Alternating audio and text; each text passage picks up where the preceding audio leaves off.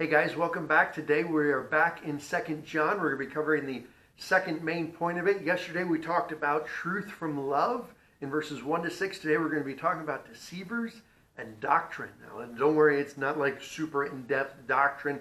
It's really just talking about the doctrine of Christ. So let's get into this, verses 7 to 11. Let's read that. For many deceivers are entered into the world who confess not that Jesus Christ is come in the flesh. This is a deceiver and an antichrist. Look to yourselves that we lose not those things which we have wrought, but that we receive a full reward. Whosoever transgresseth and abideth not in the doctrine of Christ, there it is, the doctrine of Christ, hath not God. He that abideth in the doctrine of Christ, he hath both the Father and the Son. If there come any unto you and bring not this doctrine, receive him not into your house, neither bid him Godspeed. For he that biddeth him Godspeed is partaker of his evil deeds.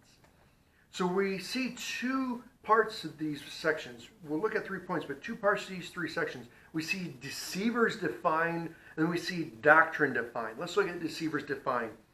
We see in verse 7 and 8 that deceivers are clearly defined. It says, verse 7, for many deceivers are entered into the world who confess not that Jesus Christ is come in the flesh.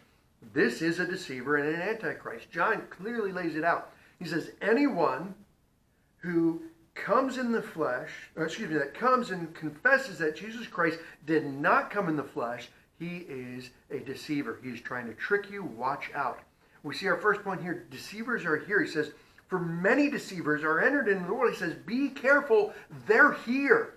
They are Antichrist, are here now, as he talks about in his first epistle of 1 John.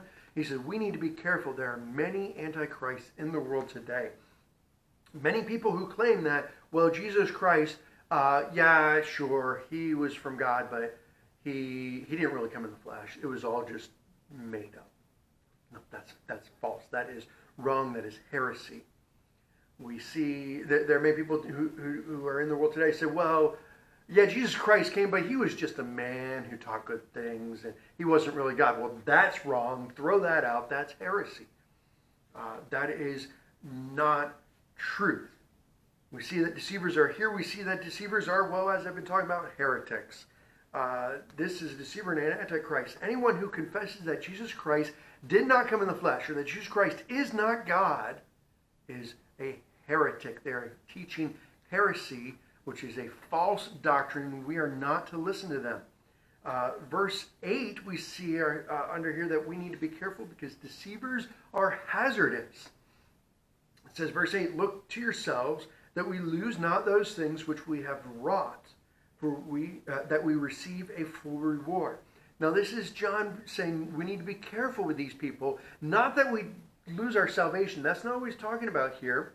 But that last verse, the last word in verse 8 is important. It is the reward. We as Christians do good deeds not to earn salvation. Salvation is provided full and free to us through Christ's sacrifice on the cross.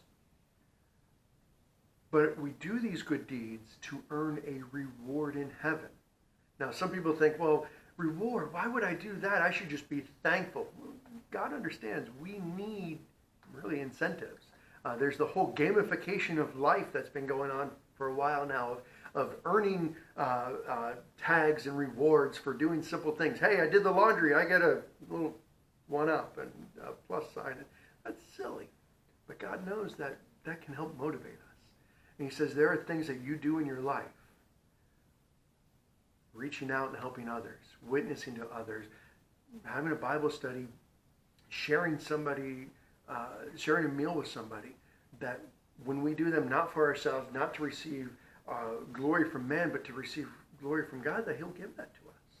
And when we get to heaven, he will give us crowns and rewards. In Corinthians, Paul talks about it in his letters to the Corinthians, of the rewards that we will get, and how there's gold and silver and precious jewels and wood, hay, and stubble, and they're passed through the fire, and the wood, hay, and stubble are burned up, but the precious gold, silver, and jewels are refined, and those are our rewards.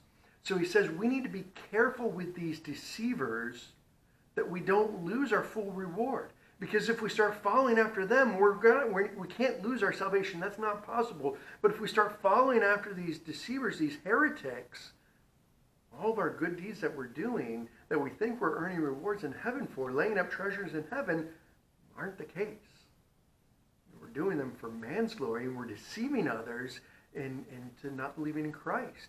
And that is very hazardous to us. We need to make sure that we do not lose those things which we have wrought.